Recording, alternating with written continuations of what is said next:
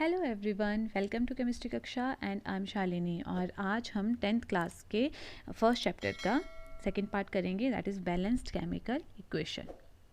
Okay, यहाँ इसमें हम देखेंगे कि केमिकल इक्वेशंस को कैसे बैलेंस किया जाता है। इससे पहले की वीडियो में हमने देखा था कि किसी भी केमिकल इक्वेशन को लिखते कैसे हैं। ठीक है, मैंने आपको बताया था कि जो लेफ्ट हैंड साइड है हमारी, वहाँ पे हम क्या करते हैं, रिएक्टेंट्स को लिखते हैं।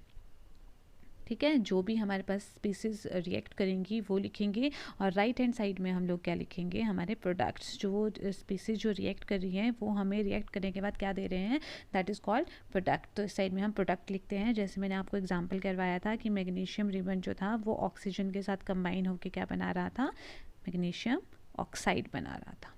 ओके, तो अब हम रिएक्शन को बैलेंस करना सीखेंगे। ये तो हो गया कि लिखेंगे कैसे, लेकिन अब हम सीखेंगे कि रिएक्शंस को बैलेंस कैसे करें। ठीक है, तो पहला क्वेश्चन तो बच्चों यही है कि रिएक्शन को बैलेंस करना क्यों है।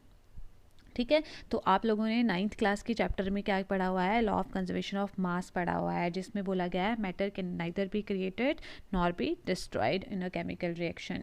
कि अगर आपके पास कोई भी केमिकल रिएक्शन हो रही है तो वहाँ पे मैटर को ना ही क्या क्रिएट किया जा सकता है, ना ही डिस्ट्रॉय किया जा सकता है। इसका मतलब कि हमारे पास जो टोटल मास होगा रिएक्टेंट्स का, वही टोटल मास, उतना ही मास हमारा प्रोडक्ट्स का भी होना चाहिए। ठीक है, फिर दूसरे वे में समझे हम लोग कि जो नंबर ऑफ एटम्स हैं हमारे, ठीक है, रिएक्टेंट्स में, उतने ही नंबर ऑफ एटम्स हमारे प्रोडक्ट्स में होने चाहिए। ठीक है, इसलिए क्या होता है, हमें रिएक्शन को बैलेंस करना पड़ता है। एक एग्जांपल देख लेते हैं, लाइक देखो, zinc plus sulphuric acid, zinc sulphate plus hydrogen, तो ये है हमारी रिएक्शन।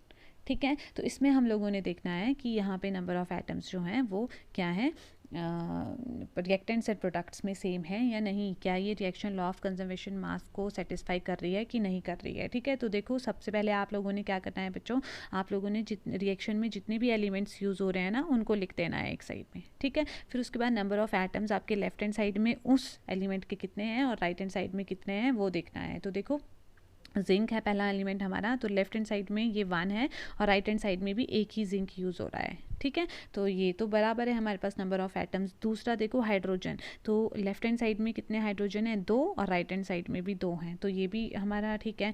फिर आएगा सल्फर, सल्फर इसमें लेफ्ट हैंड साइड में 1 है और राइट हैंड साइड में भी 1 है, तो ये भी हमारे पास क्या है, इक्वल है हमारे दोनों साइड में नंबर ऑफ एटम सल्फर के भी। और फिर आ जाता है ऑक्सीजन, तो ऑक्सीजन भी लेफ्ट हैंड साइड में 4 हैं और राइट हैंड साइड में 4 हैं। तो यहाँ पे क्या हुआ, देखो, हमारी जो केमिकल इक्वेशन हमारे पास दी हुई है वो ऑलरेडी बैलेंस है, हमें इसको बैलेंस करने की ज़रूरत नहीं है। ठीक है, ये वाली रिएक्शन, लेकिन ऐसे सारी रिएक्शंस में नहीं होता है। ठीक है, सारी रिएक्शन जो होती हैं वो बैलेंस नहीं होती हैं, उनको हमें बैलेंस करना पड़ता है। लाइक हमारे पास एग्जांपल है Fe plus H2O changes to Fe3O4 plus H2। तो हमने इसमें देखना है कि ये हमारे पास बैलेंस है कि नहीं है। तो हम क्या करेंगे, देखो, तो सबसे पहला स्टेप है आप लोगों का कि आपने क्या करना है, बैलेंस करने के लिए सबसे पहले बॉक्सेस ड्रॉ कर देने हैं। जितने भी हमारे पास क्या है, जो भी हमारे पास फॉर्मूला बनाया है, जैसे आयरन का Fe है, फिर वाटर का H2O है ना, फिर ये Fe3O4 है, H2 है, इन सब के सराउंडिंग में हमने क्या, एक बॉक्स जो है वो क्या कर देना है, ड्रॉ कर देना है। फिर दूसरा स्टेप बच्चों हमारा होगा, आपने क्या करना है, एलिमेंट्स जितने यूज़ हो रहे हैं हमारे रिएक्शन में उनको लिख लेना है। तो यहाँ पे आयरन यूज़ हो रहा है, हाइड्रोजन यूज़ हो रहा है, ऑक्सीजन यूज़ हो रहा है, तो ये लिख लिए हमने तीनों। ठीक है, अब हमने काउंट करने हैं number of atoms left hand side और राइट हैंड साइड में। तो देखो, लेफ्ट हैंड साइड में हमारे पास कितने आयरन है, एक ही है, और इस साइड में कितने हैं, 3। तो यहीं से हमें पता लग जा रहा है कि ये रिएक्शन बैलेंस नहीं है। अगर लेफ्ट हैंड साइड में 1 है तो इस साइड में भी 1 होना चाहिए, या फिर इस साइड में कितने हैं, 3 हैं, तो फिर लेफ्ट हैंड साइड में भी 3 ही होने चाहिए। ठीक है, ये बराबर होने चाहिए दोनों में, तभी हमारा जो law of conservation of mass है वो हमारा क्या हो जाएगा, सेटिस्फाई करेगी ये रिएक्शन। ओके, तो इसके बाद क्या होगा, देखो, फिर हाइड्रोजन कर लेते हैं। हाइड्रोजन इस साइड में कितने हैं, लेफ्ट हैंड साइड में 2, और राइट हैंड साइड में कितने हाइड्रोजन है, 2। चलो, ये तो ठीक है, हाइड्रोजन तो ठीक है हमारे। फिर ऑक्सीजन देख लेते हैं। ऑक्सीजन हमारे लेफ्ट हैंड साइड में 1 है और इस साइड में 4 हैं ऑक्सीजन। तो अब हम लोगों को क्या करना है बच्चों, ऑक्सीजन और आयरन, ठीक है, Fe, दोनों को क्या करना है, दोनों के जो एटम्स हैं, नंबर ऑफ एटम्स, वो left hand side and right hand side दोनों में इक्वल करने हैं। ठीक है, तो ये सेकंड स्टेप हो गया आपका जब आपने नंबर ऑफ एटम्स लिखे। अब थर्ड स्टेप क्या करना है बच्चों आप लोगों को, जो भी मैक्सिमम नंबर ऑफ एटम्स होंगे, ठीक है, सबसे पहले उसको बैलेंस करना है। तो हमारे पास देखो मैक्सिमम नंबर ऑफ एटम्स जो हैं यहाँ पे 4 हैं और ये ऑक्सीजन के हैं। तो अगर आपके राइट हैंड साइड में 4 ऑक्सीजन है और लेफ्ट हैंड साइड में क्या है, एक ही ऑक्सीजन है, तो इसका मतलब है हमें लेफ्ट हैंड साइड में भी कितने ऑक्सीजन, 4 ऑक्सीजन करने पड़ेंगे। तो लेफ्ट हैंड साइड में क्या है, रिएक्शन क्या है हमारे पास, Fe plus H2O changes to Fe3O4 plus H2। Oxygen यहाँ पे 4 हैं तो इस साइड में ऑक्सीजन 4 कैसे होंगे, जब हम इस वाटर को क्या कर देंगे, 4 से मल्टीप्लाई कर देंगे, ठीक है। तो यहाँ पे हम क्या कर देंगे, 4 से मल्टीप्लाई कर दिया मैंने इसको, ठीक है। अब बच्चों आपने क्या करना है, यहीं पे जो आपका पूरा ये H2O आपका पास क्या है, मॉलिक्यूल है, आपने पूरे मॉलिक्यूल को 4 से मल्टीप्लाई करना है। ऐसा नहीं है कि आप सिर्फ ऑक्सीजन को करोगे, O4 ऐसे नहीं लिख सकते हो, ठीक है। आप क्या करोगे, आप पूरे मॉलिक्यूल को 4 से क्या करोगे, मल्टीप्लाई करोगे, ठीक है। तो आपने पूरे मॉलिक्यूल को क्या कर दिया, 4 से मल्टीप्लाई कर दिया। ये देखो यहाँ पे फिर आपके पास ये बनी reaction Fe plus 4H2O Fe3O4 and H2। जब आपने क्या किया, ऑक्सीजन को 4 बनाने के लिए आपने लेफ्ट हैंड साइड में जो H2O है उसको 4 से क्या कर दिया, मल्टीप्लाई कर दिया, ठीक है। अब क्या देखना है आप लोगों ने, देखो Fe and hydrogen are still not balanced. अभी सिर्फ ऑक्सीजन हमारा बैलेंस हुआ है, हम अभी हमारे पास जो आयरन है Fe और जो हमारे पास हाइड्रोजन है अभी वो बैलेंस नहीं हुए हैं। क्यों नहीं हुए हैं, देखो राइट हैंड साइड में हाइड्रोजन कितने हैं, 2 हाइड्रोजन है, लेकिन अब लेफ्ट हैंड साइड में कितने हाइड्रोजन हो गए हैं, देखो जो ये 4 आपने मल्टीप्लाई किया, इसने ऑक्सीजन तो 4 कर दिए लेकिन साथ में हाइड्रोजन के साथ भी ये मल्टीप्लाई हुआ। इट मीन्स अब हाइड्रोजन कितने हो गए हैं, 8 हो गए हैं। तो अब आपको 8 करने पड़ेंगे राइट हैंड साइड में भी। तो अब आप क्या करोगे बच्चों, अगर आपको क्या करना है, और हाइड्रोजन को अगर आपने 8 तक लाना है तो आपको अब क्या करना पड़ेगा, आपको अब इस साइड में किससे मल्टीप्लाई करनी पड़ेगी, 4 से, ठीक है, क्योंकि 2 ऑलरेडी हैं एटम्स यहाँ पे, और अगर आप 4 से मल्टीप्लाई कर दोगे तो ये कितने हो जाएंगे, फिर 8 हो जाएंगे। तो ऐसे आपका हाइड्रोजन बैलेंस हो जाएगा। अब आपके पास नई इक्वेशन क्या आ गई, Fe plus 4H2O changes to Fe3O4 plus 4H2, जो मैंने आपको बताया कि 4 से मल्टीप्लाई कर देना है, ठीक है। इस साइड में Fe 3 है अभी, ठीक है, और हाइड्रोजन यहाँ पे कितने हो गए, 8, इस साइड में भी 8, यहाँ भी 8, ऑक्सीजन इस साइड में 4 और इस साइड में भी 4। तो इट मीन्स हमारा सिर्फ अभी तक Fe रह गया है, Fe बैलेंस नहीं हुआ है। तो Fe को बैलेंस करते हैं।